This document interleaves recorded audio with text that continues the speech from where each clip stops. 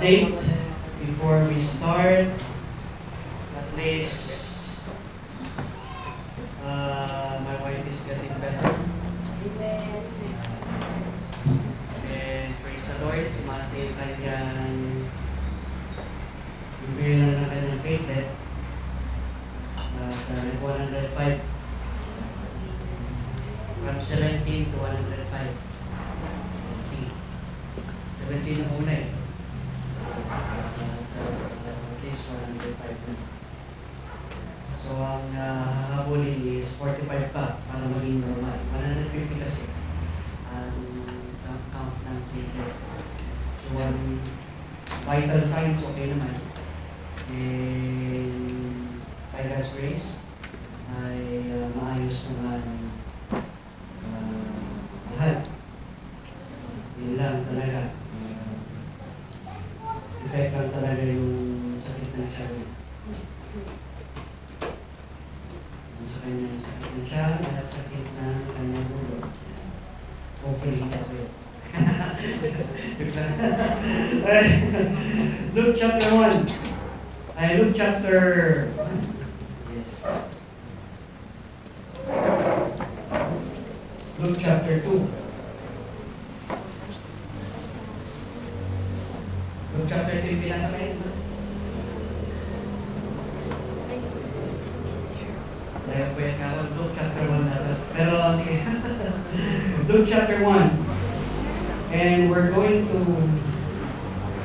talk about the full chapter at this time. Mahaba to. No? Basta pag binasa mo, mahabang mga chapter. So chapter 1 is from verse 1 to verse 18. Now, the title of this message, yung title nito message na ito, para makita natin kung ano ang patutunguhan itong message na ito, is person that anticipated the Lord's coming. Yung mga tao that anticipated the birth ng Panginoon, at the same time, the coming of the Lord Jesus Christ. So let us open our Bible in the book of Luke, chapter 1. Luke chapter 1.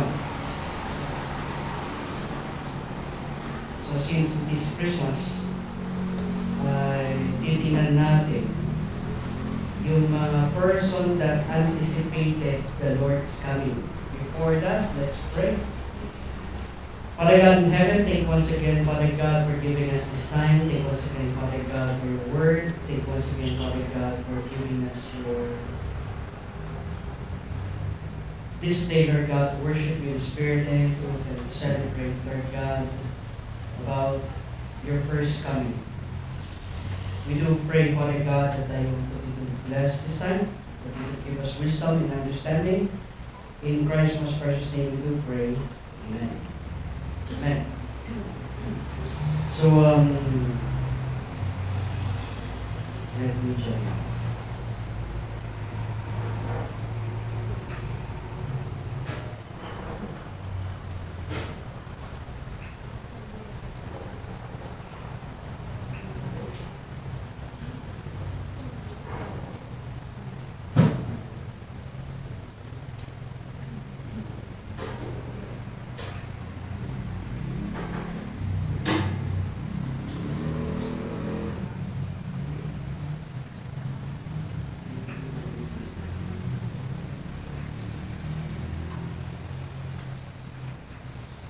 Okay, from Luke chapter 1, makikita natin dito. Sino yung first na makikita natin na anticipate sa pagdating ng Panginoon? In this chapter, babasahin natin from verse 1 to verse 4. Let us read from verse 1 to verse 4. And let's journey dito sa book of Luke. Okay, nandun na kayo sa Luke chapter 1? Sige, connect ko na lang para okay.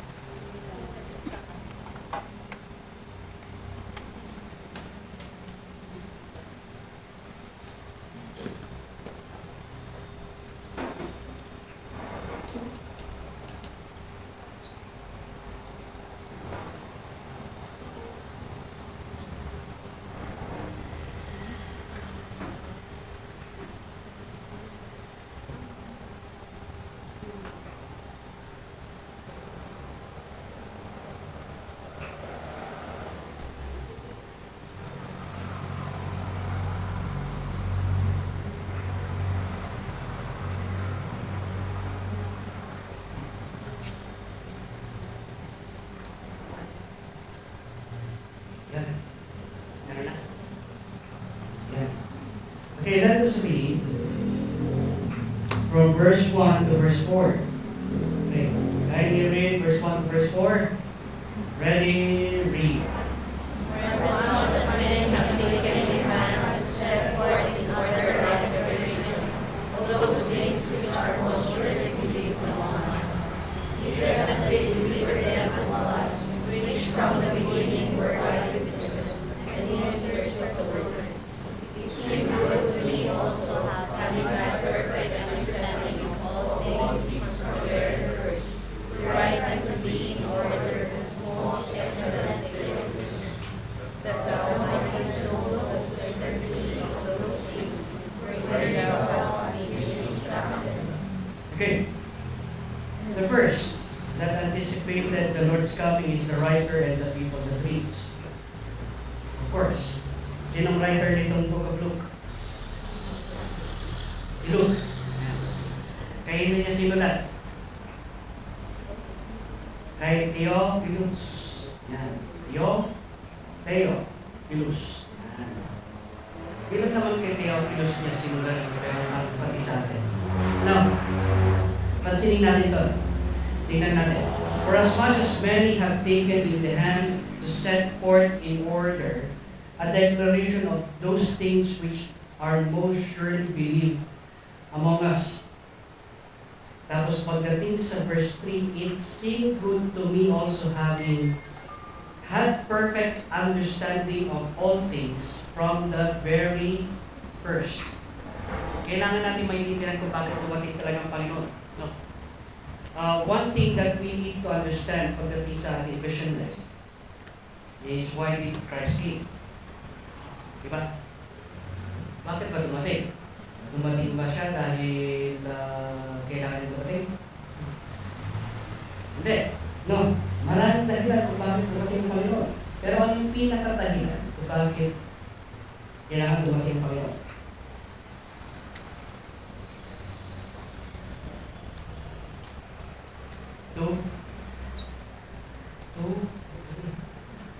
To die on the cross. To save us from our sin. Kaya it seemed good to me, having a perfect understanding, to write it first, unto the order most excellent. Theophilus, that thou mightest know the certainty of those things wherein thou hast been instructed. The purpose to know for certain what had happened from the beginning and where it started. Ano ba yung purpose nito? Ang purpose nito is para makita natin. The writer of the book of Luke, it is for us Gentiles. Bilang katotohanan. Ang Luke sa Mark is for us Gentiles. Ang Matthew is for the Jews. Ang John is for general viewing. Yun ang katotohanan. Kaya nga, pagdating sa Matthew, iba yung display ng pagkapanganak ng Panginoon. By the way, dalawa lang sa Gospel ang nag-portray ng kapanganakan ng Panginoon. That is Matthew and Luke. And bakit hindi na-record ni Mark? At bakit ibang pagka-record ni John? Diba? So, may record din naman si John pero pagkaiba. Magkaiba. Now, dito natin makikita yung physical well-being ng Panginoon. Mas maiintindihan natin ito kasi tayo ay Gentiles. We're not Jews.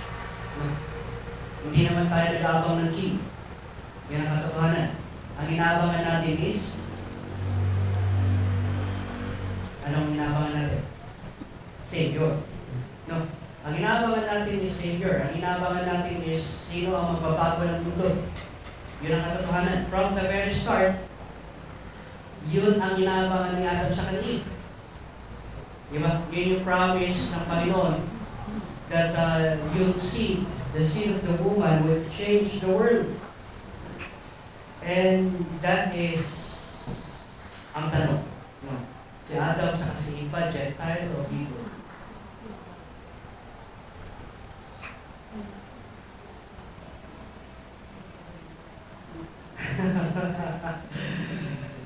si Adam ba sa si Eve ay Gentile o Hebrew?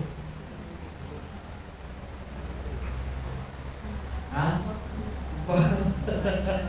Hindi pwedeng both. They're Gentiles. Yes. Gentiles sila. No. So, bakit? Kailan pa nag-start ang Hebrew? Kailan pa nag-start ang mga Jewish people? Kailan pa nag-start ang Israel? In the book of Exodus. No. The promise kay Abraham. Doon lang nag-start. From the promise of Abraham down to the book of Exodus, doon nag-start ang religion of Israel. Doon na nagkaroon ng Jew and Gentile. But before that, si Abraham is still a Gentile.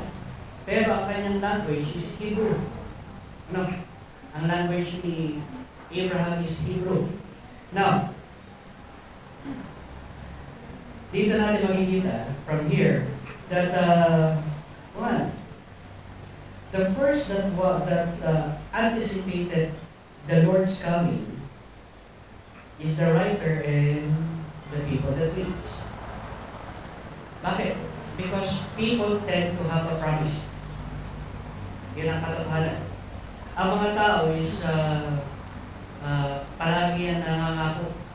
Diba? Next month, mga ganun.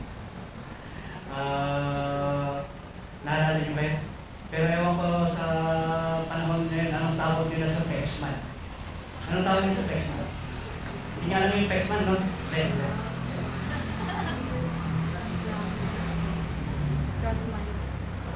I cross my heart.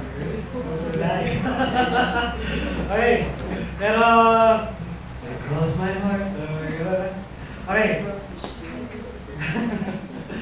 Diba? And, pero noon, tawag namin doon is next month. So, ayaw ko sa generation. Ayaw ko sa pan.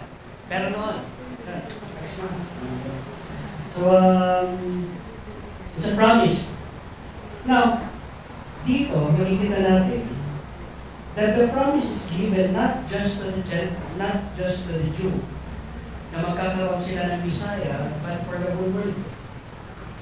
Kaya Jesus Christ is anticipated by the whole world. Now, if Jesus Christ is anticipated by the whole world, the coming Antichrist will be anticipated by the whole world. Kaya nga maraming mag-receive because people are longing to have one leader. No? People are longing to have one leader sa buong sapat. Magkaroon ng tayo siya. Lalo na ngayon, magulo ang mundo. Di ba? Tingnan nyo, magulo ang politics ng Pilipinas, magulo ang bawat mga bansa ngayon, which is true. Di ba? Gulo-gulo. Yan. So, buhok lang natin siguro ang maayos. Pero yung buhok ko yung maayos. Yan. Okay. So, the purpose is to know for certain what had happened. Ano ang nangyari from the very beginning? Let's begin. So, what had happened? Kaya nung makikita natin dito yung change ng topic. That thou mightest know the certainty of those things wherein thou hast been instructed. So, verse 5. Basahin natin ito, medyo mahaba ito. There was in the days of Herod, the king of Judea, a certain priest named Zacharias, of the course of Abia, and his wife was of the daughters of Aaron, and her name was Elizabeth. Sige, continue. They were both righteous before God, walking in all the commandments and ordinances of the Lord blameless. Okay, ano ha? Tingnan ito. There was in those days of Herod, the king of Judea. Hindi king of Israel, pero he is the king of Judea. No? Herod is the king of the Jews during that time. Magkaibang Jew, magkaibang Israelites. Northern, Southern. Diba? Naalala nyo, dahil na-divide yung king, yung Israel into two kingdoms, Southern and Northern part. Now, when we say Judea, yun yung mga Jewish. No? Pag sinabi naman natin yung 10 tribes, that is what we call Israelites. Yeah. So, Judah and Benjamin ay nagkasama, kaya Judeans. Yeah. Now, ang description dito, tanda ito, ang description is nasa verse 6. Ang description nila kay Zacharias is, at sa kay Elizabeth, is what? Nasa verse 6. And they were both righteous. They were both righteous before God, walking in all commandments and ordinance of the Lord blameless. So, if you have a perfect couple, this is a perfect couple. Si Zacharias at si Elizabeth, because they walk before God and they love the Lord, they walk in their ordinance, and they are blameless.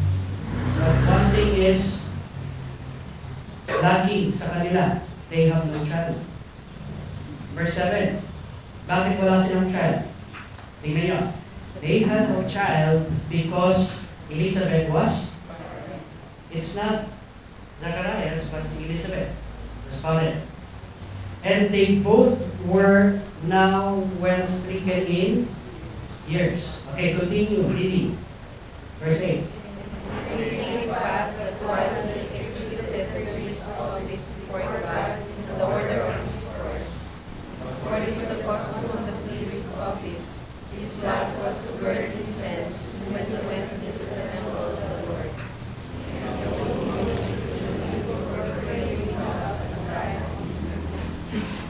There appeared unto him an angel of the Lord standing on the right side of the altar of incense. And Zacharias saw him, he was troubled, and fear fell upon him. Okay, post mo na doon.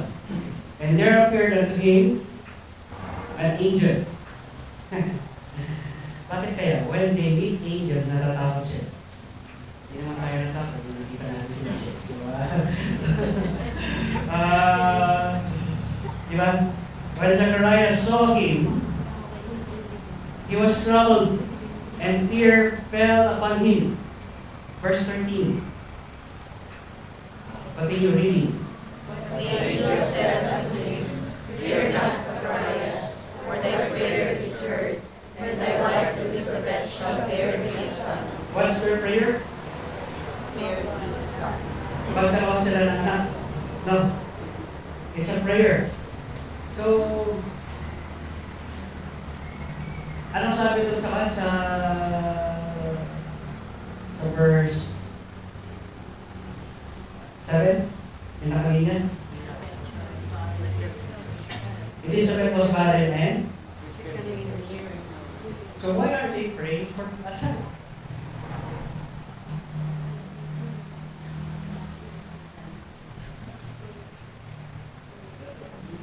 Nagtataka kayo? So, may dalawang senior citizen. Hindi naman senior citizen na senior citizen to. No? So, sabihin mo lang malapit na mag-senior citizen. And they're still praying for a child. So, when the answer to the prayer had come, anong reaction ni Zacharias? Saan na tayo? Tingnan natin. So, nakikita niyo yung scenario. Okay, verse 12. And when Zacharias saw him, he was troubled and fear fell upon him. Verse 13. And the angel, ready read.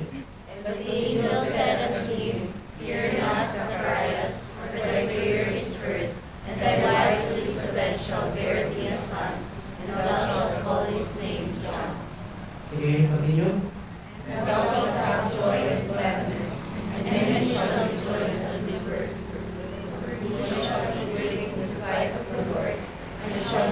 neither wine nor strong drink, and he shall be filled with the Holy Ghost, even from his mother's womb.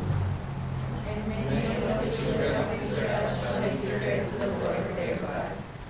And he shall go before thee in the spirit and power of Elias, to turn the hearts of the fathers to the children, and the disobedient to the wisdom of the just. Make ready a people prepared for the Lord. Okay, the angel that described John. Hindi si Brother John Kamundo, si Brother John, ito, si John the Baptist. So, this is John Angel. So, dito makikita natin that the angel described the person. No? Describe niya yung future, kahit yung future ng kanyang magiging anak, na si John. No? He would be great in the nation of Israel, and many will repent under his preaching. No, maraming magre-repent do sa preaching ni John. Now, with that kind of description, napaka-precise ng description ng angel.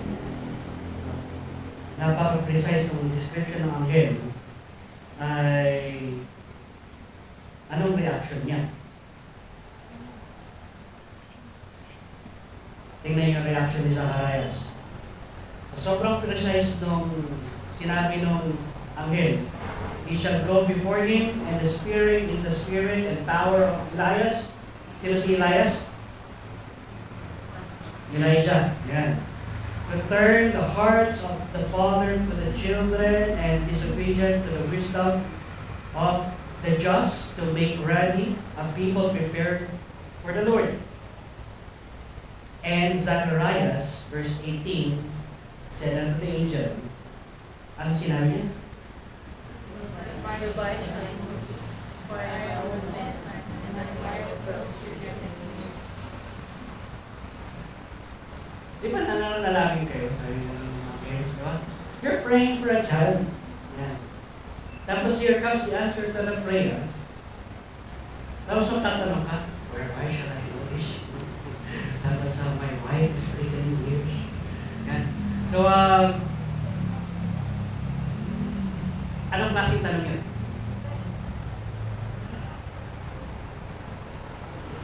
Remember, anong description nila sa verse 6? They were most righteous. They were both righteous. They obeyed the law. No. Kumbaga, they are a perfect couple. They obey the Lord. Kung titingnan natin dito, sino pinakamalapit sa Panginoon? Sila. Diba? Because the description is, they were righteous. Righteous sila. Yet, when the answer to the prayer comes, the answer ng panalangin ay dumating. Ano ang reaction? Ang reaction is, paano? Whereby shall I do this? For I am old, and my wife is well stricken in years. Kaya anong sinabi ng anghel sa kanya? Nagpakilala na yung anghel, nagalit na yung anghel. Tingnan nyo, verse 19. 19 and 20. Ready, read. The angel answering said unto him, I am Gabriel, that stand in the presence of God, and am sent to speak unto thee, and truly it is that tidings. And behold, thou shalt be dumb, and not be able to speak until the day that these things shall be performed, because thou believest not my words, which shall be fulfilled in their season. Can you believe this? The angel cursed Zacharias. No. Zacharias was cursed. Anong curse niya? He would be dumb. He cannot speak until when? Until mapanganak si John. No. Hanggang mapanganak si John. Because thou believest not my words. Alam niyang anghel na galing sa Panginoon. No? Ito yung tinatawag natin direkta ng sinabi ng Panginoon. Yet, ayaw pa rin maniwala. So, para itong Pilipino, no? Pag sinabi, wet paint, the attachment ay wet nga. No? So, to see is to believe. The touch is to believe. Ano mangyari, no? Ngayon, but they are righteous. They are a righteous couple. They are near sa Panginoon. Yet, they cannot believe the word that Gabriel said. Hindi sila maniwala doon sa sinabi ni Gabriel. No.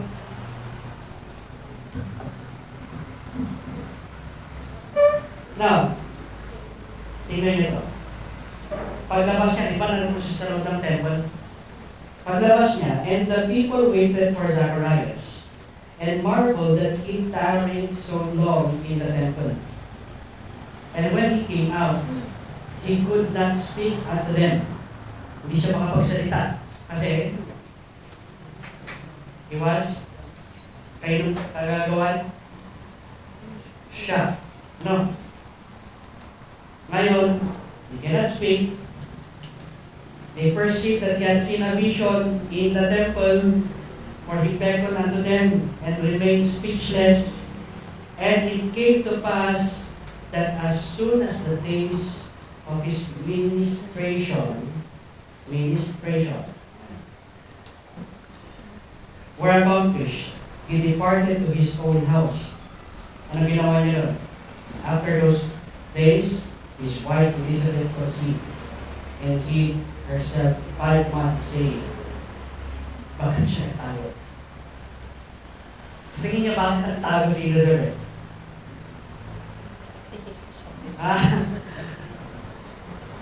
Bakit nagtago? 5 months na nagtago si Elizabeth. Bakit siya nagtago 5 months? Kasi buntis siya. So,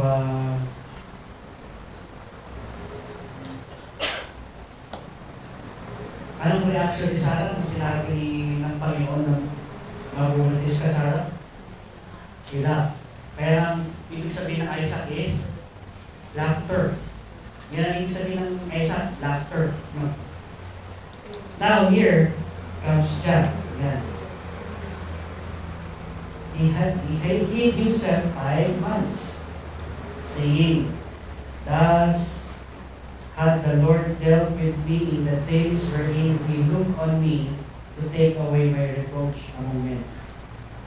The second person that anticipated the Lord's coming is the priest Zacharias.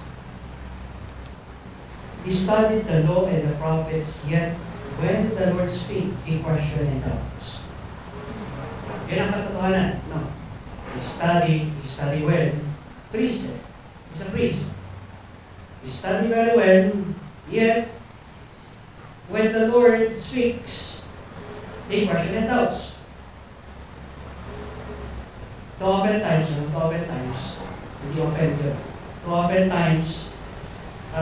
Christians who study more tend to doubt more and worry things that it would come to. Yun ang katotohanan. We tend to doubt what is happening. Is it happening right now? Parang nakita mo lang ang fulfillment ng prophecy. Ngayon, we tend to doubt it na nangyayari na ba? Di ba? Totoo? When we study more, yun yung mga question. That's the question that is happening sa buhay natin. No, so we study more bad? Hindi. It's not bad. Because Zacharias and Elizabeth had been righteous. They studied the scripture more. They walk with the Lord good. Yet when the Lord speaks, they doubt. Ganon din pagdating sa buhay natin bilang sa mananampalataya. No? Maraming promises sa Panginoon. Yan ang katotohanan. There are a lot of God's promises. Just like Zacharias, In verse 6, he's a man of righteous, yet he doubt when the situation arises and question whether it can be possible. Can it be possible? Makikita natin dito the difference between Zacharias and Mary. Dahil meron pa sa history na nanganak in his well-treated years. Meron, si Sarah. No. Lalo na at palagi nilang pinag-aaralan yan, mga Jewish, palagi nilang pinag-aaralan si Abraham. No. Kaya nga father of faith, ang tawag nila kay Abraham dahil talagang thorough ang kanilang study sa buhay ni Abraham. Pag sinasabi natin thorough ang study nila sa buhay ni Abraham, talagang every step, ini-study nila yung mga nangyari sa buhay ni Abraham. Yet, here comes the angel announcing. Yung angel, ina-announce niya kay Zacharias, magkakaroon ka na anak. Kakaroon ka na lalaki na anak. He will be great. He will turn the Israelite back to the Lord. Tapos, yung una, natakot siya, namangha siya sa anghel, tapos question niya yung anghel. Alam niyo ba, kasalanan ang mag-question sa anghel? Do you know that it is a sin to question an angel? May sin ka lang yan. So, bakit sin? Because it is a direct command ng Panginoon. Gabriel is a direct messenger ng Panginoon. And to accuse that he's saying falsely is what? Is dangerous. Kaya nga, ayaw mong maniwala. Kaya nga nagpakilala siya. I am the angel Gabriel who, what? Is the messenger ng Panginoon. Sabi meron, di ba? Kaya nagpakilala na si Gabriel. Nagalit na siya kay Zacharias. Ayaw mong maniwala. Ako si Gabriel. Lalo na sa mga Jewish, dahil pinag-aaralan nila yan. Pinag-aaralan nila yung mga 7 angels, 7 archangels. No? Pinag-aaralan nila, napaka-importante sa kanila yung mga archangels na yan. And one of the archangels sa kanila is Gabriel. So, kaya na nagpakilala si Gabriel. Ako, si Gabriel. Sinasabi mo, hindi totoo. Sinasabi ko, gano'n. Ayun, gagawin kita pa. You would lose your voice, no? Until, ilang buwan yun? Do you think? 9 months. No, 9 months. Hanggang mapanganak si John. No. Where shall I know this? Kaya nga, here, makikita natin, in our life, no, sa buhay natin bilang sa mananampalataya, parehas lang din tayo kay Zacharias. We heard many preaching, we listen to preaching every day. So, you're listening to Christian music every day, listening to devotions every day. Yet, without what God wants sa buhay natin. Yet, without what, and we question, what will God do? What will God do? No.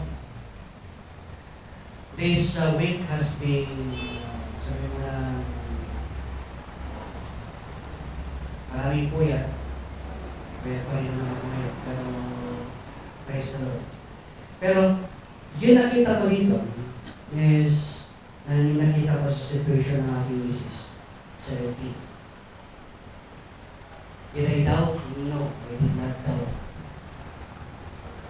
I did not doubt for any moment that she would die. Then, imagine ko. Pero hindi ako doubt. May mga question at mga pasok sa ganun na isa isipan ko. Pero, it's not making me doubt the things. That's the enemy. No. The enemy that wants to destroy your relationship with God. Now, alam ko, yung sabi ko lang, 17. Okay. So, sabi ko, every time na maalis ako sa hospital, every time na maalis ako sa hospital, may nangyayari. So, gaya na, tawag yun yung first night, dinala ko rin yung sasakyan ko sa bahay para makapag-park. Kasi pag pinag ko dyan, nagtitikita na. So, pinag ko si brother lang rin yung mga nagpapantay. Yung gabi na yun. Yun na, sabi niya, kailangan ng 6 bucks. Kaya, pinanong ko sa ko. Pinanong ko sa kailangan ng 6 bucks na ko. And, tinanong ko, urgent ba? Kasi 17 yung platelet eh. No? So, inisip ko, urgent siguro yun kasi kailangan ng 6 bucks. Now, while I was preparing mga gamit namin sa papunta sa hospital, I was remembering how God works sa buhay ko. Kasi yun naman talaga ang sagot eh. Ang sagot is, you remember how God answered prayers. Diba? Paano yung sinagot yung panalangin mo? Paano yung sinasagot yung mga panalangin natin? Without, because we do not understand how God answered prayers.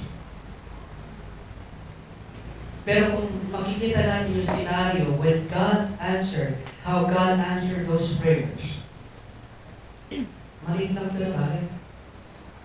Everything is small. Comparing to our God. That's the truth. We studied a lot of scripture. Now here comes the scenario that we need to believe what we preach. We need to believe what we say.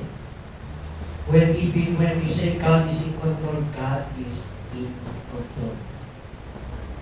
No doubt about that. Walang doubt doon. Talagang God is in control. So I'm thankful because of your prayers. And it was a journey. Journey natin to. Bilang sa church, dito sa RBC. It had grown. Yung prayer natin, it had grown more. Nakita natin kung paano sinasagot ng Panginoon yung panalangin natin. Nakita niyo ba kung paano sinagot ng panalangin natin kay Shane? Diba? Nakita niyo kung paano sinagot ng panalangin natin ito sa nanay ni Sister Dana, nanay ni Brother Marvin. Nakikita natin kung paano sinagot ng Panginoon yung mga panalangin natin before. Mas critical pa yun. Yun ang katotohanan. Yet, the Lord still answered prayers. That is one thing that we need to believe. It may not be totally healed, but it is answering. God is answering our prayers. It is a walk of faith. No, it's a walk of faith. What's the difference between a righteous person and a faithful person?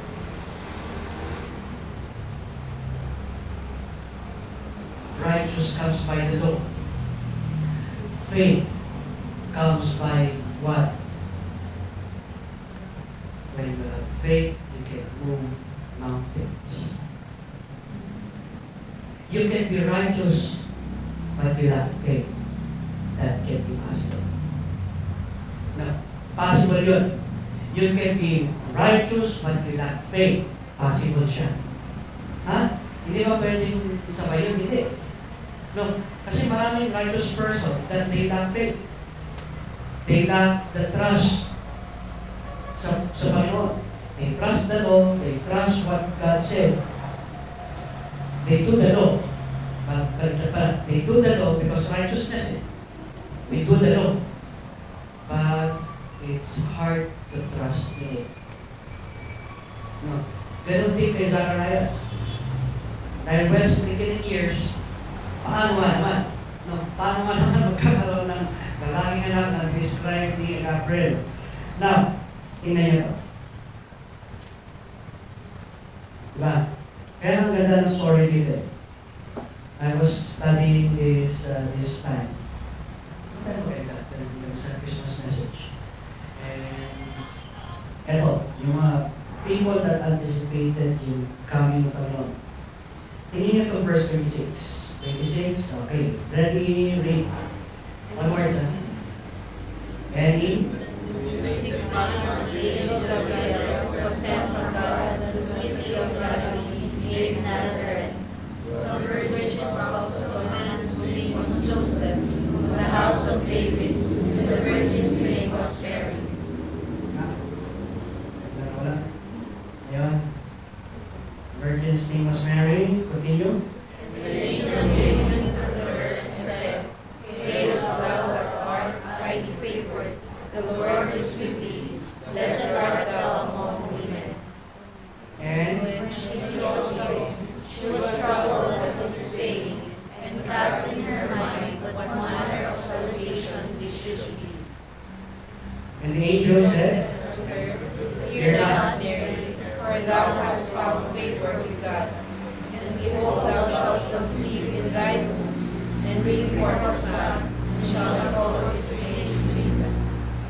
He shall be great, and he shall be called the Son of the Highest. And the Lord God shall give unto him the throne of his father David. And he shall reign over the house of Jacob forever, and of his kingdom there shall be no end.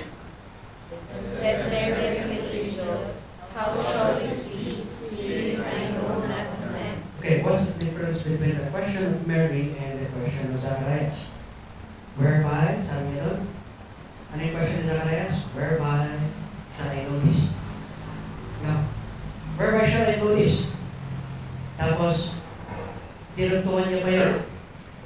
I am well stricken. My wife and I are well stricken in years. Pero pagdating kay Mary, of course, bata naman si Mary, Pastor. Hindi niya naman pwede sabihin, whereby shall I know this? Because I am well stricken in years. Hindi niya pwede sabihin yan. So, yes, it's true. Bata si Mary.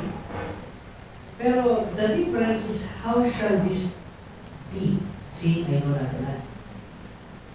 It's not a question of doubt. It is a question of what is the process. Ano yung process na mangyayari? Ano yung mangyayari? Paano yun?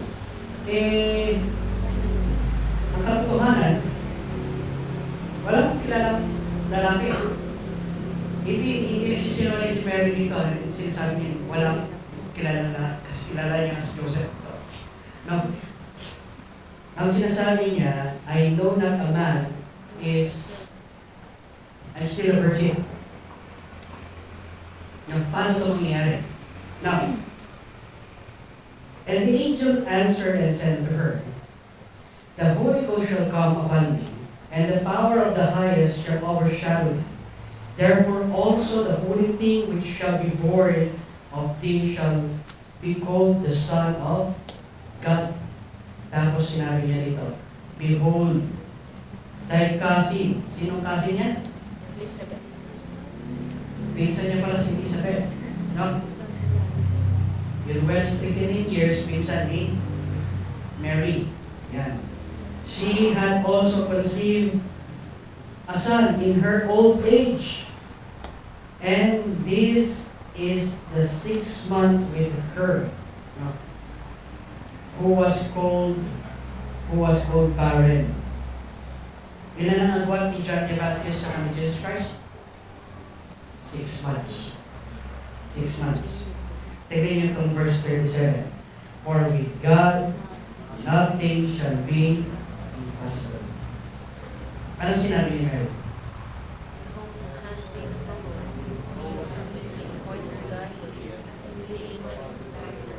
Sige, basahin mo. Verse 38, ready, read. And Mary said, Behold the handmaid of the Lord, be it unto me according to thy word. And the angel departed from her. That's the proper response. When you know the process, pag naiintindihan mo yung process, kung paano gagawin ng Panginoon, yung mga bagay-bagay, be it unto me, Lord, according to your word. according to your promises. No, I will stand secure. According to what you have said, gawin mo. Yan. And surely, it is not a question of can God do it?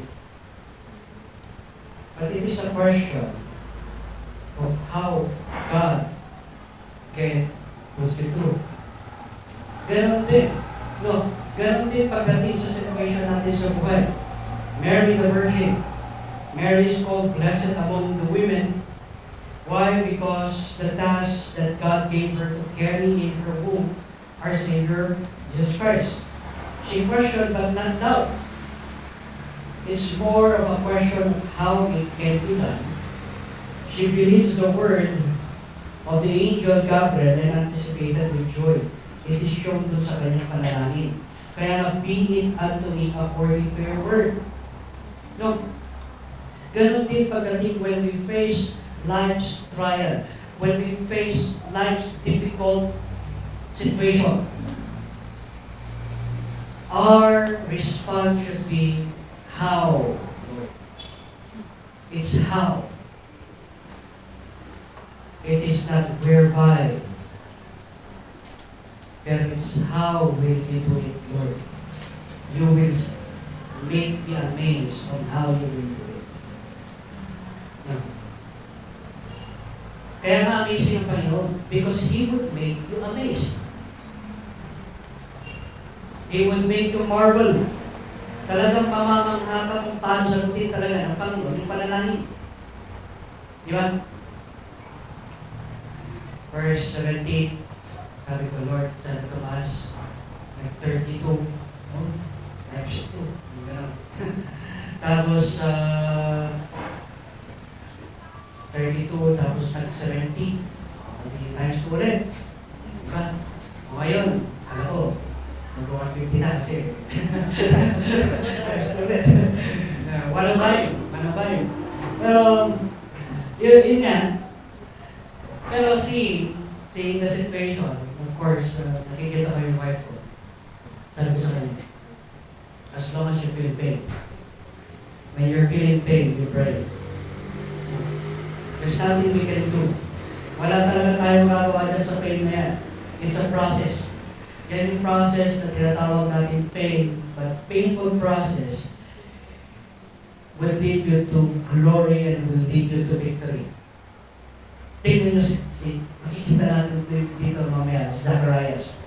Is it a painful process sa isang priest not to preach for 9 months? Painful process ba yun kay Zacharias? Na hindi siya makapagsalita for 9 months? Na may mag-sorry man lang sa Panginoon dahil nag-doubt siya, hindi niya may bigkas. Dahil restrict na siya ni Gabriel. Hindi ka naniwala. Ito. Ano? So, alam niyo yung pinaka-most talkative doon sa classroom. Tapos biglang siya. Diba?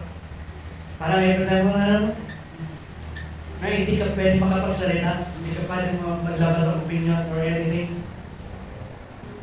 It's a painful process. No? Painful process kay Zacharias. But, marami siya natutunan. Marami natutunan sa Zacharias. Now, kaya dito sa journey natin dito kay Mary, makikita natin that the right response is believing that there is nothing impossible with the Lord. For with God, nothing shall be impossible. Hindi ito yun na impossible 1, impossible 2, impossible 3. May movie ni Bruce, Top Cruise, Mission Impossible. She questioned. There's nothing wrong with questioning the Lord as long as it is not questioning the authority ng kanyang salita. No. It's good to question, Lord, paano? Pero it's not good to question kung bakit. No? Bakit pa ito nangyayari sa akin? Hindi. Nangyari na ngayon sa'yo. Nangyari na nga sa akin yan. Kaya nga, it is good to question. But it is much more of how will you heal me? How will you do the process of healing these people? How will you do the process of giving birth?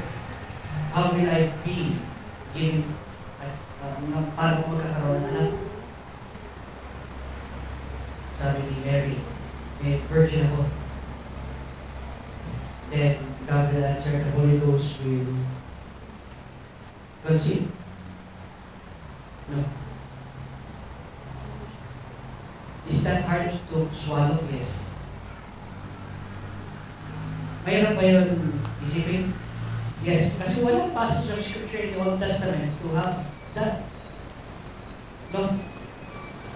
Na meron sa Isaiah, pero walang example na nangyari na isang virgin is nagkaroon ng anak. Wala. Hindi kagaya ni Zacharias. Hindi kagaya ni Zacharias. Meron sa Abraham. No? Pero kay Mary, wala man lang example sa Old Testament na nagkaroon ng isang virgin na babae na magkaroon ng anak. Wala. Now, here. Tingnan niyo to. Verse 39. Verse 39, ready, read onwards. And Mary arose in those days and went into the hill country with haste into a city of Judah, and entered into the house of Zacharias, and saluted Elizabeth.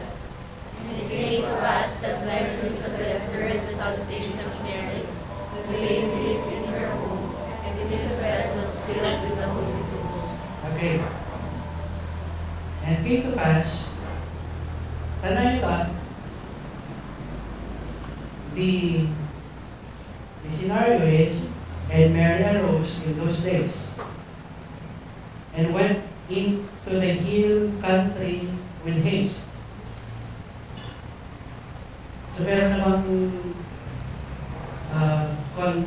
conceivement na nangyari kay Mary? Meron na. No? Kasi makikita natin dito bakit meron na. So flat pala yung kanyang child. Si Elizabeth, medyo malaki na, kasi 6 months na siya. No? And it came to pass that when Elizabeth heard the salutation of Mary, the babe, sino itong babe na to? Si John. Doon sa kanyang womb, leap in her womb. Can you imagine a 6-month na tumatalon sa chat, raising?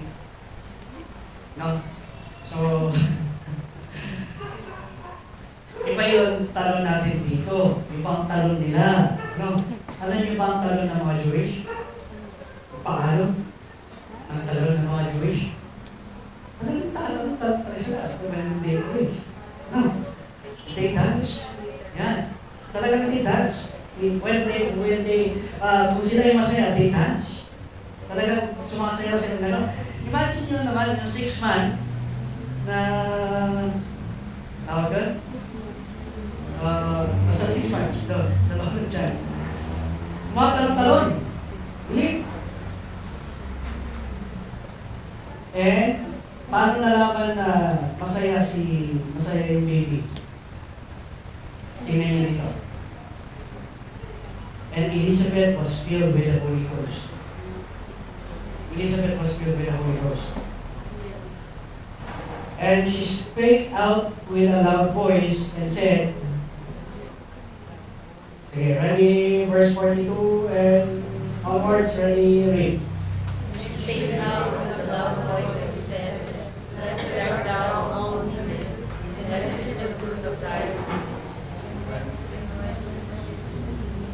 And the mother of my Lord shall come to thee. For lo, as soon as the voice of thy salutation sounded in mine ears, the babe leaped in my womb for joy.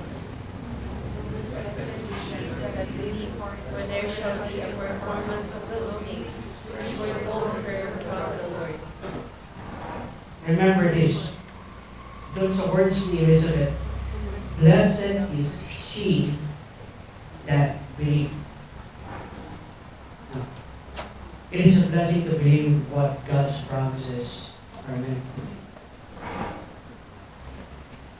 For there shall be a performance of those things which were told her from the Lord, because God will perform. No.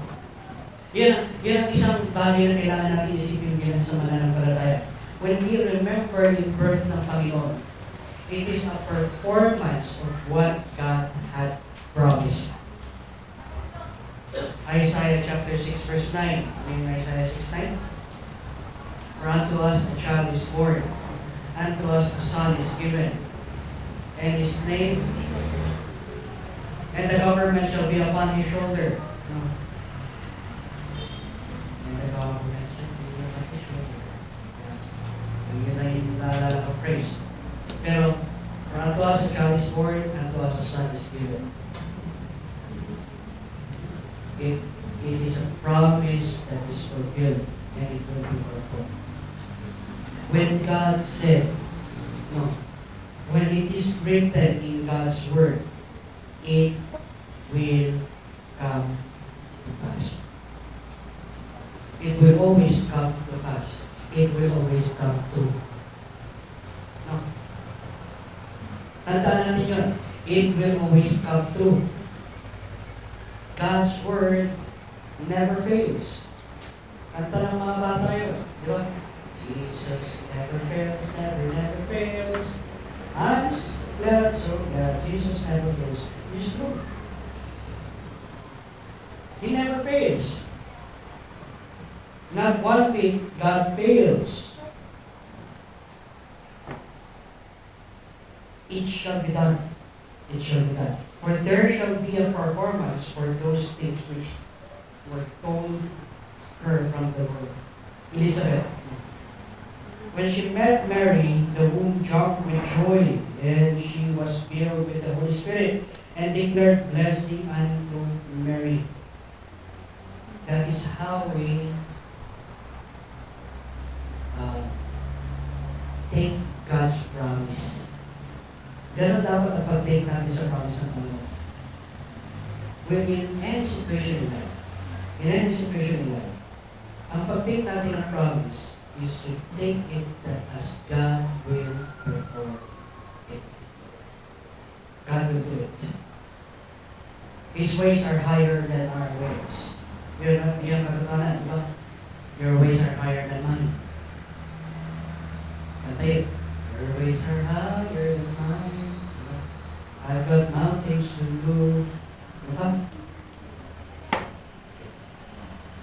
Malimig ka ka. So I'm gonna trust your will and your time. Ways are higher. Which is true. Look, the ways ng Panginoon is higher than us. But there are people, when Christmas is about to come, they rejoice either because of the event, or like Elizabeth, it is because of our Lord and Savior Jesus Christ. Yan ang katotohanan. Why do we celebrate Christmas? Because we remember that God performed the impossible thing. Ano yung impossible? He was born in a virgin from Mary. Is it impossible? Possible.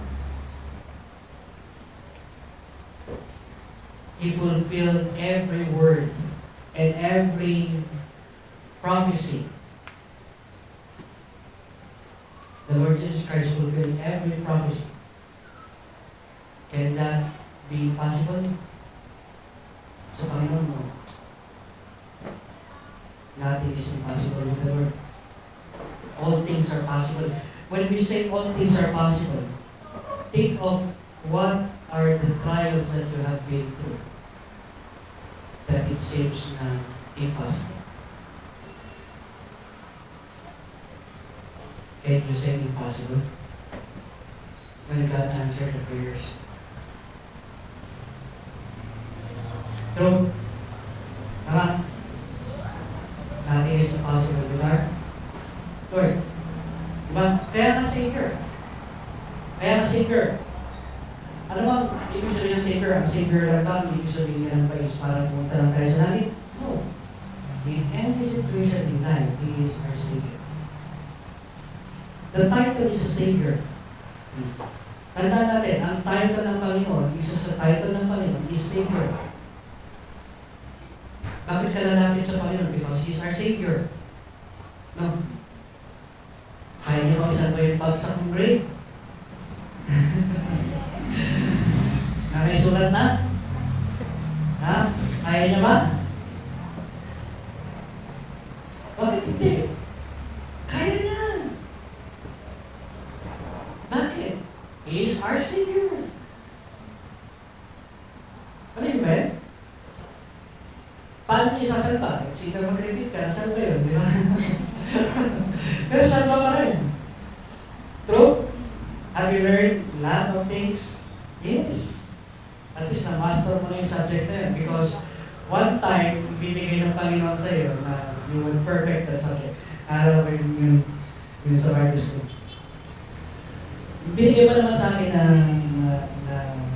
na subject na ituturo. Yun yung pinaka-ayaw na subject sa Bible school. Church history. So, church history. Parang boring. Tapos pag-aaralan yung Donatists, pag-aaralan yung mga Waldensians. Ano yun? Anong significance nun sa church planting? Parang gano'n. And, kailangan natin ito tapos 2 set pa. Church history 1, church history 2. Pero may church history 1, church history 2. Kaya kasama gusto mo siya, may natutunan pa kayo. Pero when I teach, yun habang natuturo ako, parang ba natuturo sa tulad? Half my class was rebaptized. Right ba? Bakit? Kasi sa church history. Bakit sila na-rebaptize? Mali yung kaninang plan of baptism. Mas nauna yung baptism nila bago sila nasin. Ha? Dapat pala mauna yung salvation mo bago yung baptism mo. Kaya half of them na-baptize. Basta, parang ngayon ko lang naintindihan ang salvation ko. Pero, tinanggap ko ba ang Panginoon? Tinanggap ko ang Panginoon. Hindi siya baptism, that's your true baptism. Yan ang katotohanan. Kaya, it's a blessing. No, blessing siya. Now, here comes, amen ito. Amen. Basahin niyo yung verse 46. Pupunta na tayo ngayon sa prayer ni Mary. Verse 46 onward. Ready, read. And Mary said, My soul doth magnify the Lord, and my spirit hath rejoiced in God my Savior. For He hath regarded the low estate of His handmaiden. For behold, from henceforth all generations shall call me blessed. For He that is mighty hath done to me great things, and holy is His name. And His mercy is on them that fear Him from generation to generation. He hath shewed strength with His arm. He hath scattered the proud in the imagination of their hearts. He hath put down the mighty from their seats, and exalted them of low degree. He hath filled the hungry with good things, and the rich He hath sent empty away.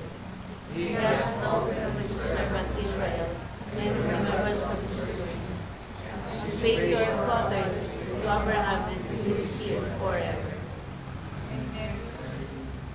Yeah. Tingnan niyo ito. And it's great. How many times have you read Peace and mercy?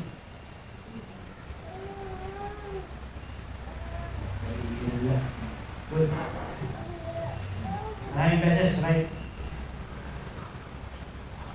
Bakit ito panalangin ni Mary? My soul hath magnified the Lord.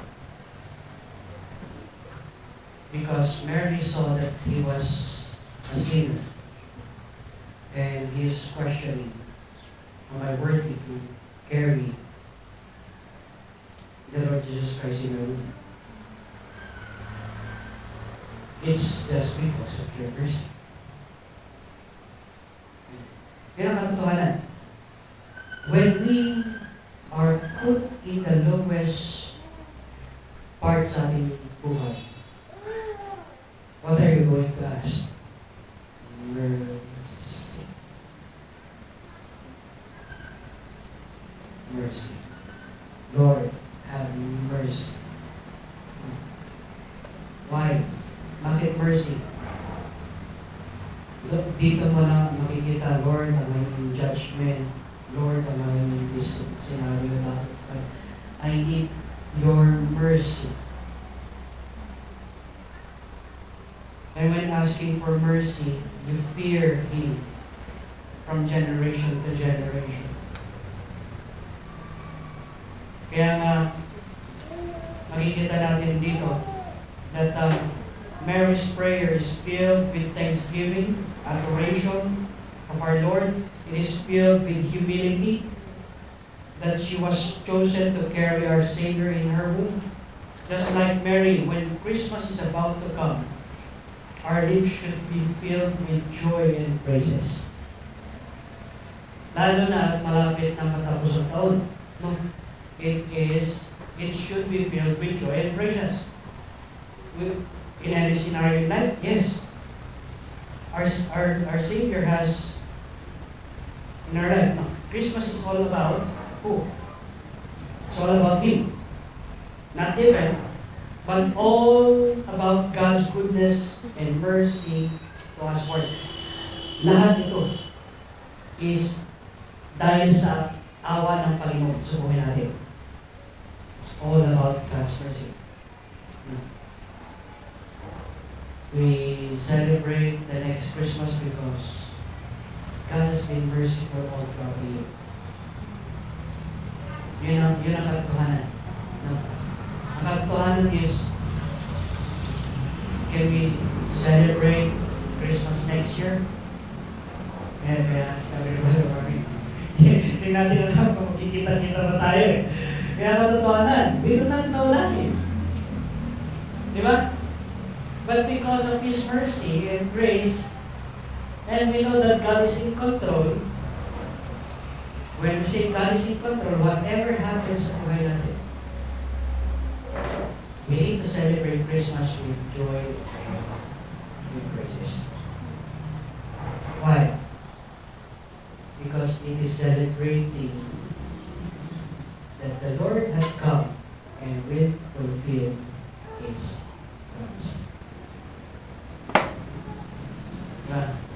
Ano yung mga pangako ng Panginoon sa iyo? Pinulfill niya marami. Napagtuhanan. There are a lot of promises ng Panginoon na pinulfill niya sa Panginoon. Kaya nga the prayer and desire, our prayer and desire sa buhay natin bilang sa mananampalataya is to know kung kaano makapangyarihan ating Panginoon. Is God mighty? Yes. Do you believe that He's mighty? We should believe. Yeah. Kaya nga, kahit anong mangyari,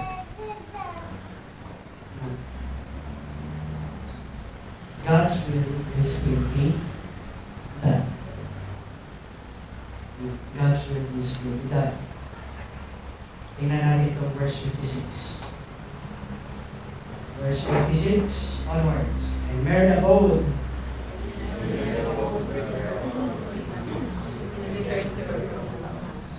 Okay. 3 months. Dagdag natin. 6 months kayo na. Last 3 months. Malapit na mga anak si Elizabeth. Tapos na yung pagkatago niya ng 5 months, di ba? 5 months siya nagtago. Si Elizabeth, 5 months nagtago. Hindi 6 months, napakita siya kay Mary. Kita yung scenario. And nagsama sila. ni Mary, saka si Elizabeth. At ano kaya pinag-usapan nila? Of course, di natin alam. Sa kanila na yun, palagin nila lang sa langit kung pinag-usapan nila yung 3 months nila. So, na Elizabeth, full time. Malapit na mga anak si Elizabeth. Pero bago mga anak si Elizabeth, ay umalis na si Mary. Mary returned to her own house. Tingnan niyo itong verse 56 onwards. Ready, read. Now Elizabeth, No time came that she should be delivered, and she brought forth a son. And her neighbors and her cousins heard how the Lord had showed great mercy upon her, and they rejoiced with her.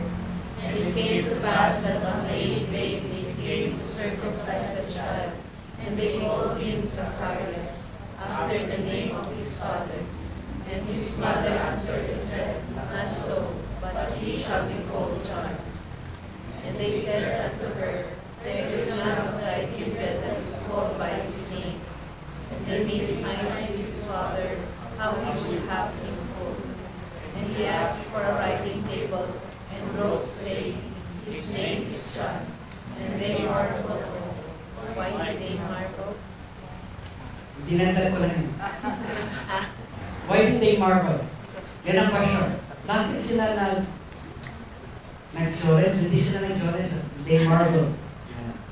Why did they marvel? Ha?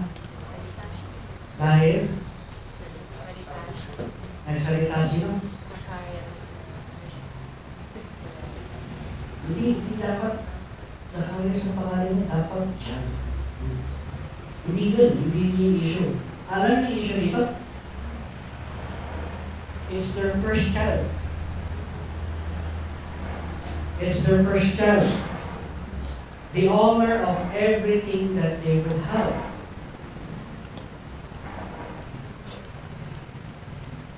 Siya ang susunod na priest after Zacharias.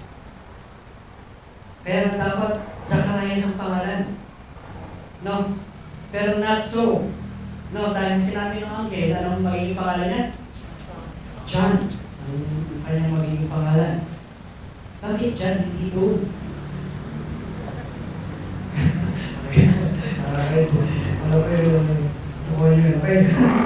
Bakit John? No. Now, because that is what the angel said, di ba? Yung sinabi ng angel, ang pangalan dapat is John. Yan. They marveled because this child would lose everything when he was not named after his own father. He would lose everything. The priestly duty, he would not be a priest, dahil hindi siya matatawag na Zacharias. No? Mawala din siya ng position in land state. Kaya nga, and siya yung first child. Bakit may second child pa? Basta wala. He's the only child. No? Siya lang yung only child nila. The only child, and they give up everything to name that person John. Kaya nga they marveled. No? Nagtaka sila. Bakit hindi Zacharias? Kasi dapat Zacharias dahil siya ang tagapagmana sa priestly duty ni Zacharias. Siya ang tagapagmana ng mga bagay-bagay na nagagawin ni Zacharias. Ang importanteng duty kay Zacharias kasi taga-beat ng frankincense, no? Incense doon sa temple, napaka-importanteng role doon. No? And kung hindi niyo mapangalan, mawawala yung role na yun. As if parang kinabot mo yung role ng iyong pamilya. In all. No. In all. Now, that's why they marveled. Tapos, pagdating kay Zacharias, kaya ayaw nila makinig kay Elizabeth. Tingnan niyo to. Tinanong nila si Zacharias. Okay, verse 64. Ready, read. And his mouth was opened immediately, and his tongue loosed, and he spake and praised God. And fear came on all that dwelt around about them, and all these things were noised abroad throughout all the country. And all they that heard them gave them up in their hearts, saying, What manner of child shall this be? And the hand of the Lord was with him.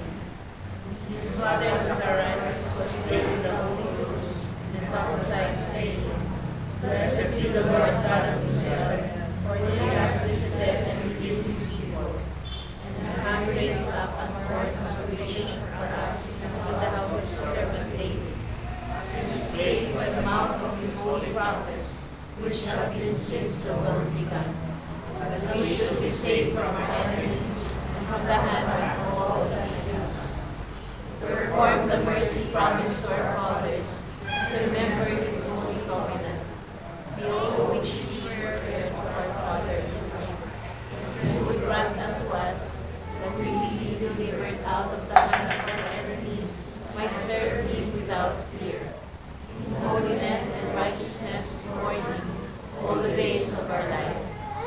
And thou shalt be the prophet of the highest, for thou shalt go before the face of the Lord to prepare his ways, to give knowledge of salvation unto his people by the remission of their sins, through the tender mercy of our God, whereby the days spring from on high has precedence. To give light to them that sit in darkness and in the shadow of death, to guide our feet into the way of peace.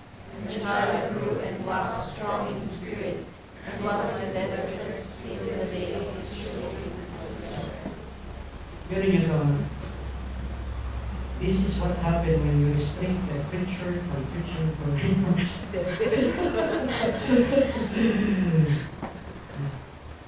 This will be the Holy Spirit. So, dito, makikita natin na and his mouth was open as what the angel said. Di ba? Sinabi ng angel kay Zacharias, nung mapapangat na yung anak, kapag salita. Pero hindi yun doon. Kinakawag nila yung 8 days. Di ba? Sa atin, ang ating costume is what? We name the child in the first day. Ano yun, right? Pag bago na siya mapanganak is binibigyan mo na siya ng pangalan. No? Bago pa lumabas, may pangalan na yung bata. Sa kanila is nakalabas yung bata, wala pa rin yung pangalan. Sa day ng kanyang circumcision, sa kanan siya bibigyan ng name. Kailan ang day of circumcision? In the 8th day. Meron sa lalaki. 8th day. Bakit 8th day? Ano yung bakit 8th day? New beginning. So 8 is a new beginning. Now, at the same time, ay ang 8th day na pagkapanganak ng bata, dun pinakamataas ang vitamin K. Doon ang mag-reach ang 100% ng vitamin K ng bata, ng baby. Kaya pag tinuloy mo siya, magiging siya agad. No? Kaya in the 8th day, yan, in the 8th day, circumcision. Kasi ito yung pinakamataas na chances na hindi siya mag-bleeding. Pag ginawa mo in the 7th day, mag-bleeding siya. Pag ginawa mo in the 9th day, mag-bleeding siya. Kailangan mong gawin in the 8th day. Dahil that is the proper time for circumcision. Kaya 8th day. Pag sinircumcise mo naman, it is already a ceremony that you would give the baby his name. Kaya nga they marveled, bakit John, hindi Zacharias. Now, kaya yun, no? And isa pa dito, Not so, sinabi ni Juan, but John. Tapos tinanong nila yung tatay, verse 62, and they made sign to his father. Kasi alam na, hindi makapag-salita eh. Hindi naman siya pipi, no? Nakakarinig naman siya. So, parang ganito yung tanong, paano humingi ng tubig ang bulag? Hindi, pwede magsalita yun, di ba? Okay. Magsasalita siya, humingi ng tubig. So, yun, bulag, hindi naman siya pingi. Hindi naman siya daw. Now, and the angels, and they made sign to his father how he would have called yung baby, at sinabi ng kanyang tatay, John. Doon na nabuksan ang kanyang bibig, tapos nag-preach na siya. And his mouth was open immediately, and his tongue loose, and he spake and praised God. Fear came on all that dwelled round about them. Pero naman, ay mas na hindi makapagsalita, talaga matatakot ka, di ba? So, fear came round about them. It's not just because hindi siya nakapagsalita, but it is because of the power of the Holy Spirit. Yung biglang impact na sumubukan niyo na yung message na talagang nag-impact sa buhay niyo. Biglang zoom, tapos biglang namove ka. Yan. Tapos natakot ka dahil ganito ang mga ginagawa mo sa iyong Christian life. Hindi yung nangyari dito.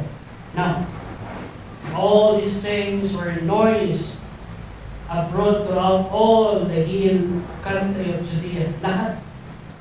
May balita. And all that heard them laid them up in their hearts. What manner of child shall this be? And the hand of the Lord was with him. Ito ang baby na hindi pa nakukupan niya, sikat na.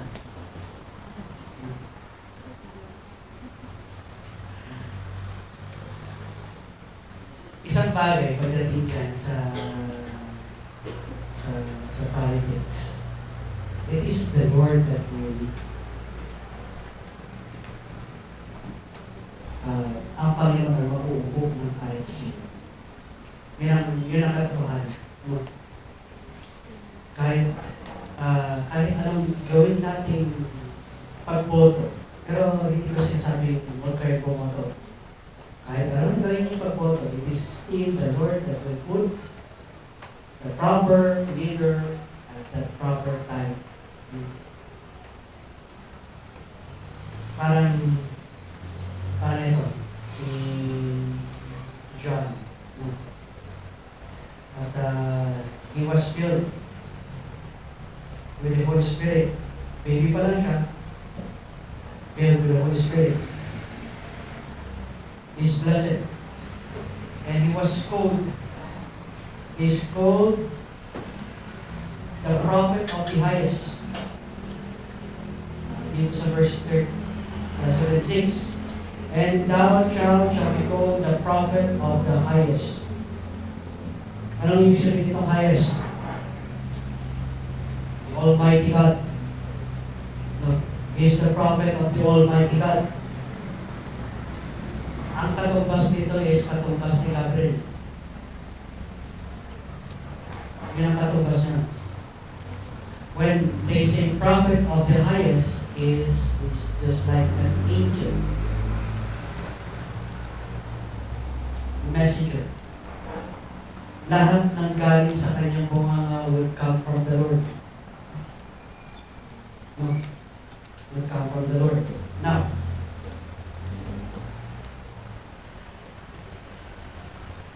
thou shalt go before the face of the Lord to prepare his ways, to give knowledge of salvation unto his people by the remission of sin. That is the preaching of John. The baptism by the remission of sin. Kaya nga i-baptize people by the remission of sin. Magkaiba yung baptism of Jesus Christ at magkaiba yung baptism of John. Yung baptism dyan is the baptism of remission of sin. Ibig sabihin, kapatawaran sa kasalanan. Yung baptism natin is an obedience to what the Lord Jesus Christ had done. Yun yung difference ng baptism natin yung baptism ni John. Through the tender mercy of our God, whereby the day spring from on high and hath visited us, to give light to them that sit in darkness and in the shadow of death, to guide our feet into the way of peace. And the child grew and waxed strong in spirit, and was in the desert till the day of his showing unto Israel. Yeah. The doubter becomes the believer. Sino yung doubter? Zacharias. The doubter becomes a believer. We most of the time, parang tayo kay Zacharias. We have the word, we have the promise, we have the evidence, yet we doubt.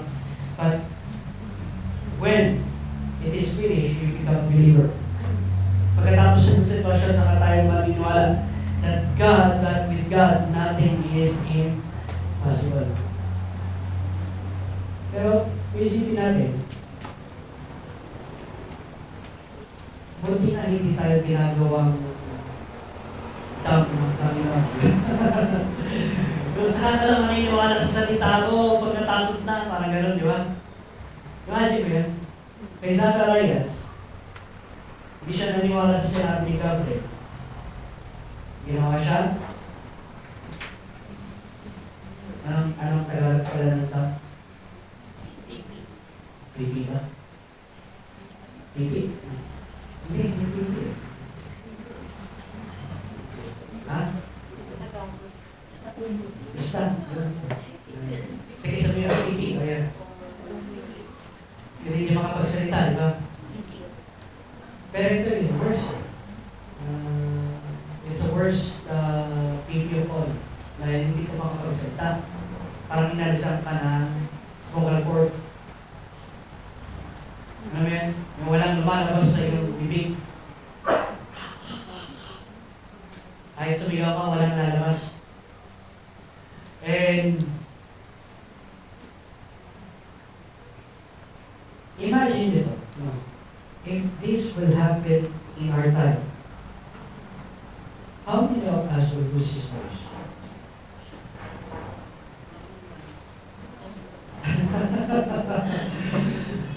Diba?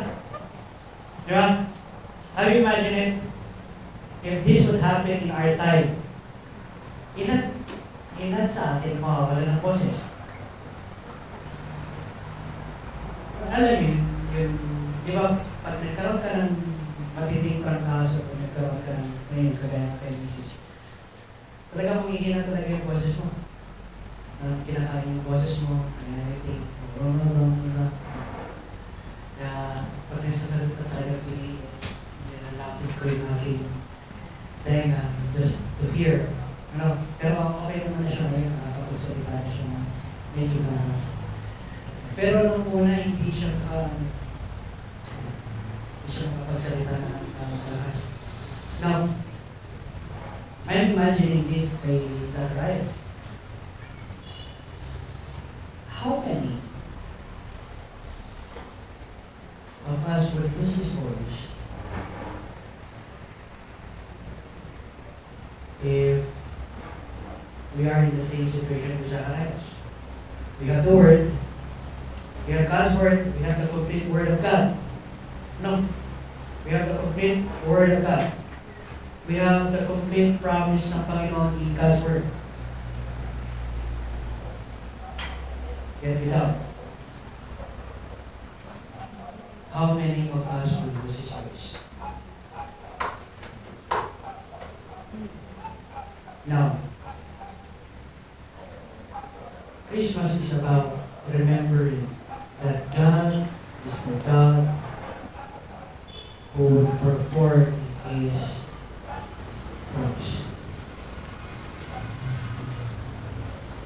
Kaya nga, for with God, nothing is impossible. Sa Panginoon walang imposible.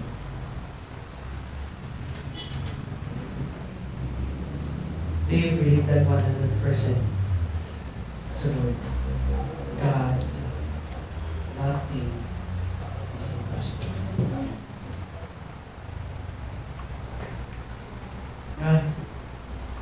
Matitas siya pag dumating yung tinatawag natin magiging pagsubok sa buhay. Masusubukan natin yan sa buhay natin na naman. For with God, nothing is impossible. We can say that in our normal days, yes, true. But when things turn around, but when things is upside down sa buhay mo, can you still believe that with God, nothing is impossible? Alam niyo, the journey that God has given us this week, actually inaasahan ko yun. You know why? I have received a big blessing. May big blessing ko. We have received a big blessing. May big blessing namin, kapag kami sa Singapore. Inaasahan ko talaga magkakaroon ko ng pinakamatinding problema. Kasi every time that I have received a big blessing, big problem comes. So, inaasahan ko yan. Ina-anticipate ko na siya. Lord, ano ang magiging pinakamalaking problema na ibibigay mo dahil binigyan mo ako ng malaking blessing? Kasi, when you rejoice, you praise. Yan ang katotohanan. When you rejoice, you praise. Ibig sabihin, you fall down on your knees and you praise God. And that's the thing. Kaya nangyari. Hindi ko alam kung ito pa yung pinaka-maximum niya. Pero, I'm sure that how God works ay matindi.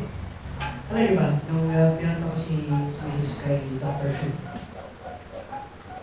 wala nang tinitin niya. Sinabi niya na, punta ka na sa emergency room. Sinasabi ko na sa misis ko, talagang punta na tayo, diretso na tayo sa emergency room. Ayaw kong hospital. So, ayaw niya. Sige. Pero, nakikita ko na sa kanyang confidence na talagang kailangan niya ng hospital. No? Sige. Sundin natin. Para, yan. Isunod namin. Para kay Dr. Shu, nilagay kami ng recommendation from sa ER. Pinapili kami ng Dr. Shu. Saan niyo gusto? Sa private hospital o sa public? Sabi ko sa kanya, ano gusto mo? So, sabi niya sa BH. Sige, sa BH tayo. Saan mo gusto? Sa private room or sa payward? Sa payward. Sige, sa payward.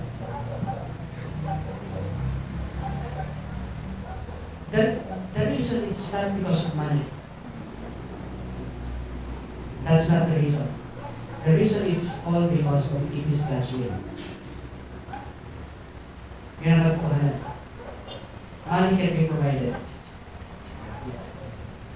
Anything, it can be provided. But we are holding on God's hand. Kung paano magtrabaho ang Panginoon.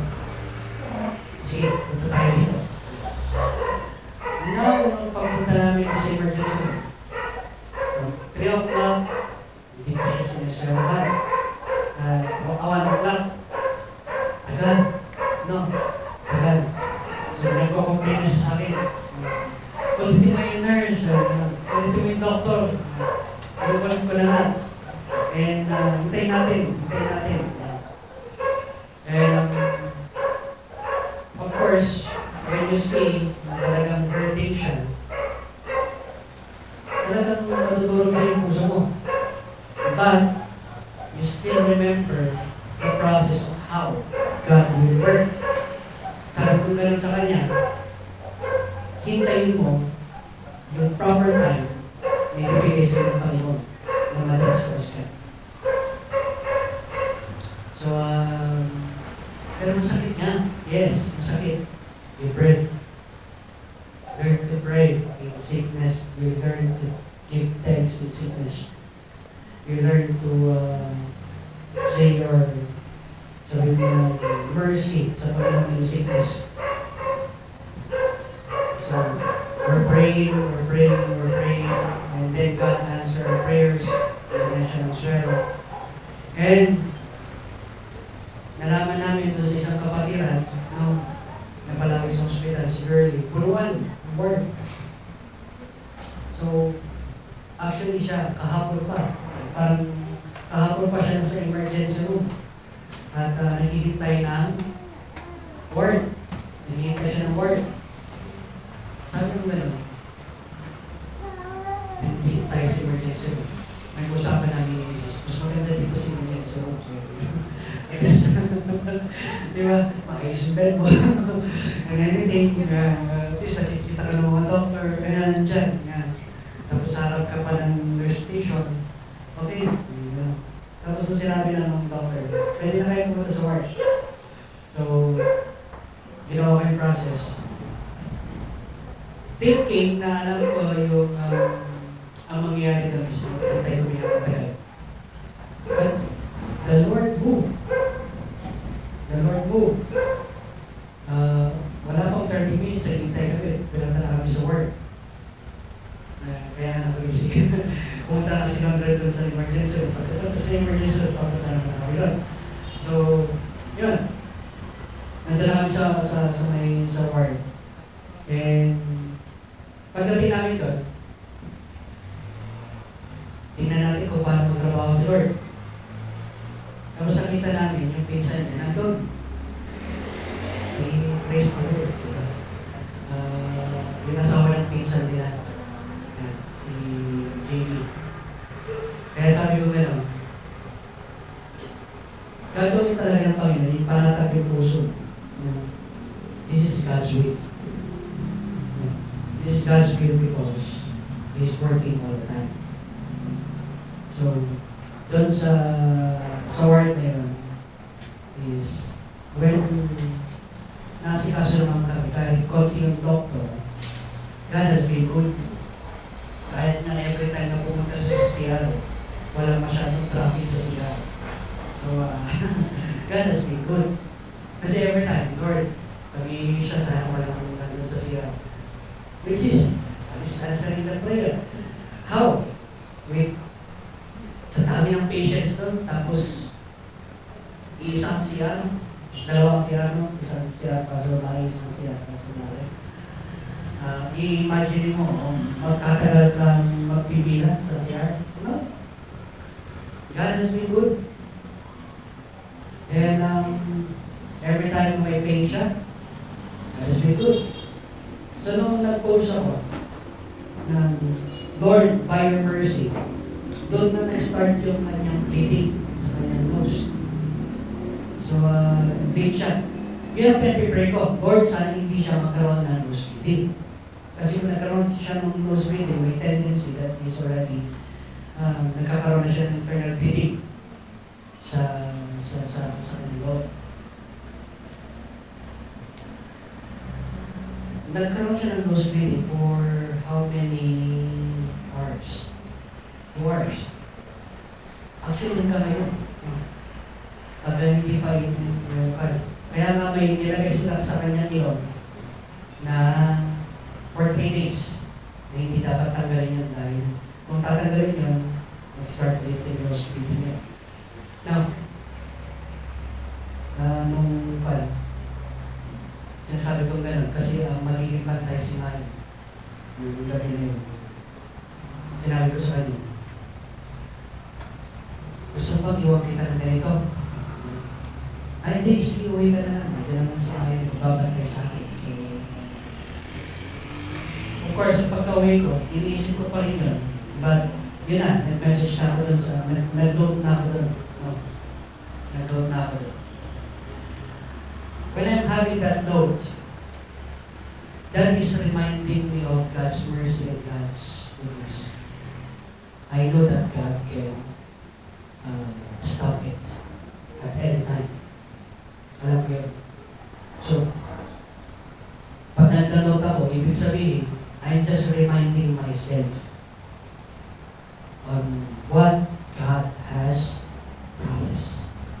And it's true. God's promise is true.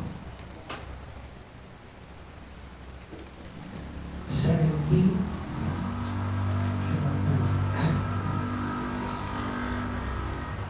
Wala ko bakit umiyak. Pero ang katotohanan, sabi ko gano'n, nung nire-research ko dun sa Google, 17 is impossible. That's the truth. It's impossible.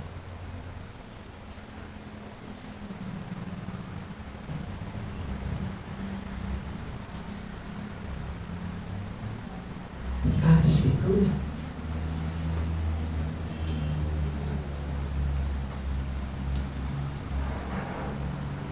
Hindi pa ito para makita natin yung truth ng God's word.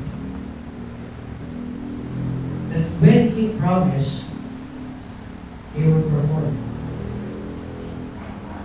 Something is impossible. Now, nung nag-rise up ng 32, bigyan ako ng hope. Bigyan kayo ng hope, di ba? Tapos, nag-rise to 70. Praise the Lord. Tagal. Kasi alam na natin pataas na yun. Nag-rise na ng 105. Kaya akala ko nga kayo ng 50 na. Ngayon, is nagkakaroon siya ng may tawag sila eh. Ginawa ko pang joke. Herman's rashes. Herman's rashes. Yung Herman's rashes kasi, nagkaroon kasi siya ng rashes, diba? So, ang tawag nila doon is Herman's rashes. Yung white spot is Herman's rashes. Kaya sabi ko gano'n, pati yung tatay mo involved. Kasi Herman yung pangalan ng father-in-law. Now, tawa. Minsan, yun nga, matatawa ka doon sa project. So, ayun, nagkakaroon ka na ng white spots and everything. Ginong ko kaso na yun. Alam mo ba, dear, mas maputi na ako sa inyo. It's either naiinis siya o natutuwa siya. Pero yun ang katotohanan. And ngayon, at least, yun na yung process na makikita natin. How? That's the process of questioning the Lord how. Not the question of bakit ba ito nangyari. But it is a question of how will you work, my Lord? How will you put us through in this situation? Kaya nga nung one time, nung umuwi ako ng gabi na yun, habang nagbabantay si mami, nag-imagine ako, can I handle the funeral of my wife? Parang gano'n. Can I do it, Lord? Tapos, pinapanalangin. Hindi ko naman kaya-pressure na talagang mamamatay ang aking wife or anything. Ano kaya ang aking maging mararamdaman?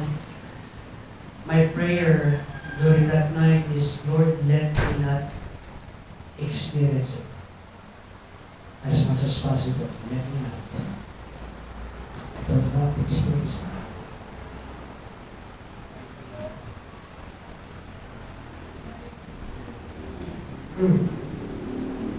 Nag-i-summarize ang buwan na ako ng boses. But I'm happy dahil nakita ko paano yung trabaho ng Panginoon.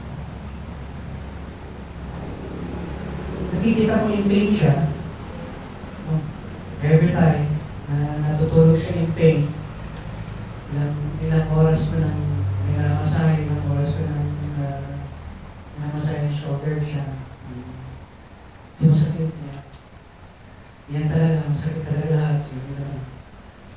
Pero, yan, sabi ko na rin, it's a process. Pain is a process that you will understand how God works. Diba? Yan ang pagkakanan. Pain is a process that you will understand how God works. When you experience it, alam niyo yung pain. Diba? I'm sure, halos lahat dito, alam nila, this year, alam natin, mga pinagdaanan natin, mga cancers, sa ating mga kapatid, sa nanay, and everything. We know the pain of losing someone dear. No. But it is a process of working out our faith. Na talaga, wow, you are amazing, Lord. Ganun talaga ang Panginoon. Kaya nga, when I was making this message, yung ginagawa ko itong message na prepare ako na Lord, ano kaya magandang Christmas message? And I'm pinaalala sa akin ito. Tingnan mo nga yung mga tao on how they anticipated Christ coming. Kay Zacharias, from the high priest, from the priest to Mary, to Elizabeth. Yun yung next na topic natin sa Matthew naman, how Herod anticipated it, how Joseph anticipated that the coming of Panginoon. Now, reminding us that our life is, we are not holding our life. Ano yun? Kaya nga, i-announce ko na yung gift ko kay Brother John. Alam niyo yung gift ko kay Brother John? Yung gift ko kay Brother John is that fish, fighting fish. So, sabi ko gano'n, sabi ni Mrs. Bakit pa may magbibigay na hindi niya magagamit? Sabi ko gano'n. It is meant na talagang, ang gift is meant to be happy. Matuwa ka. Bakit fighting fish? Sa lahat pa ng gift, bakit fighting fish? Sabi ko gano'n, it's a gift life. Life is precious. Yan ang katotohanan. We prioritize life more than anything. Because one of the most precious thing na pinili sa ating Panginoon is our everyday life. So when you're experiencing depression and you want to get your life ahead of time, don't. Why? Because life is precious. Precious ang buhay.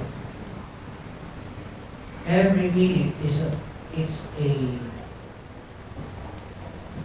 path and a journey on how God can do the impossible. Every minute. Subukan natin. It's a journey of how God can do the impossible. Now, kaya nga yung tanong ko, what are the impossible things that you're imagining right now? For with God, nothing is impossible. Nothing is impossible. With every head bowed and eyes closed,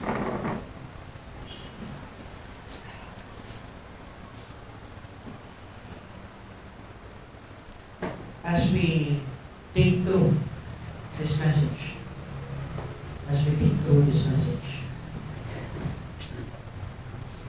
are you thinking of impossible things that God can do? Parang imposible, Panginoon, nasagutin mo to. Parang it is impossible for me to have this. Impossible nata na magbago pa itong tao na ito. Impossible pa ang ganito ang mangyari sa aming buhay. Well, let me refresh our mind. Let us refresh our hearts. from the verse of Luke, for with God, nothing is impossible. Walang imposible sa Panginoon. We just need to trust how. And we just need to trust kung paano yung process na ibibigay ng Panginoon. It's a journey. Make it a journey. Make it a journey na, Lord, hindi ko alam kung paano, pero let me see how you work. Let me see your power. Pakita mo sa akin yung kapangyarihan mo. That is your prayer this time. Just pray. Lord, for with you nothing is impossible. Give me time to pray. As a piano plays.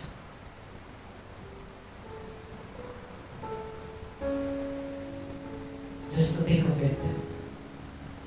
Maraming imposible sa buhay, but with God, nothing is impossible. If your heart is already failing, hindi ito kaya. Kaya mo.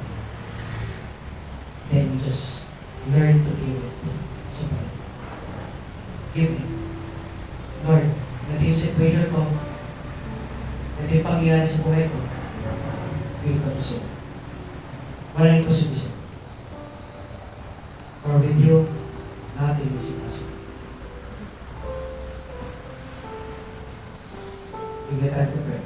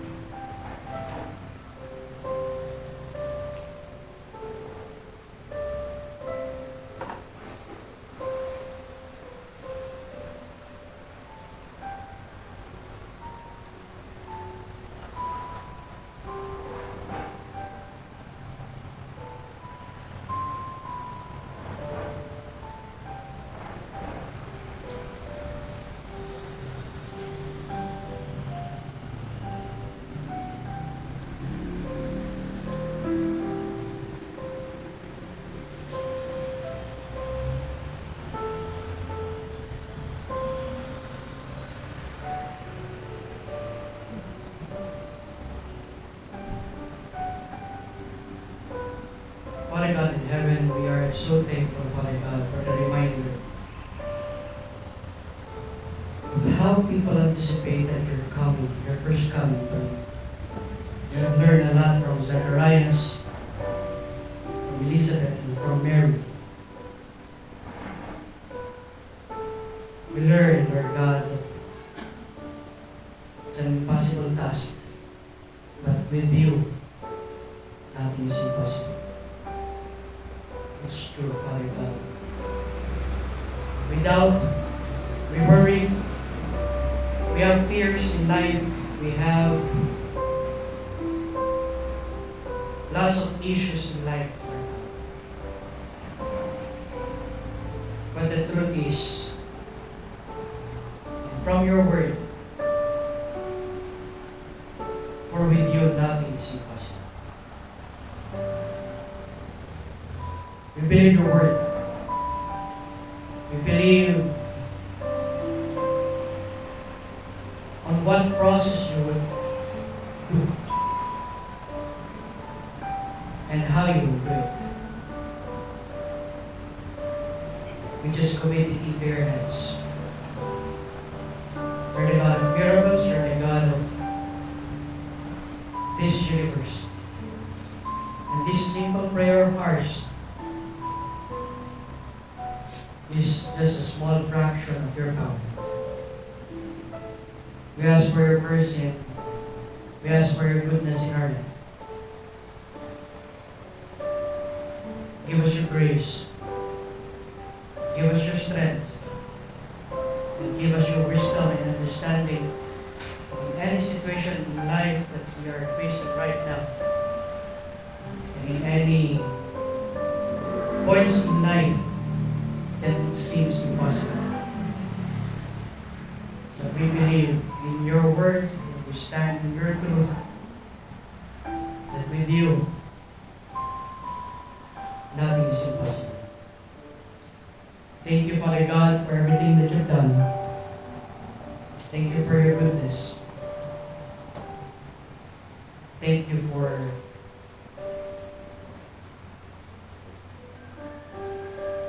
showing us that nothing is impossible. With you on our side, Lord God, we can sleep better, we can hope better, because your word is true.